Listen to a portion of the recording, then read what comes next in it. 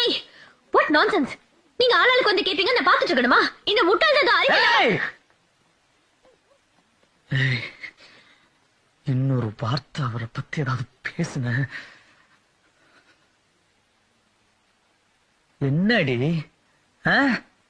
நானும் பாத்துக்கிட்டே இருக்கேன், உன் வாய்க்கு வந்ததெல்லாம் பேசுற. அடங்கொய்யால என்ன தெளிவா பேசுறீங்கடி. எங்க உன் மனசு தொட்டு சொல்லு.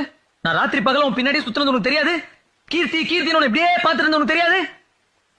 ஏய் ஒரு செகண்ட் போதுண்டி.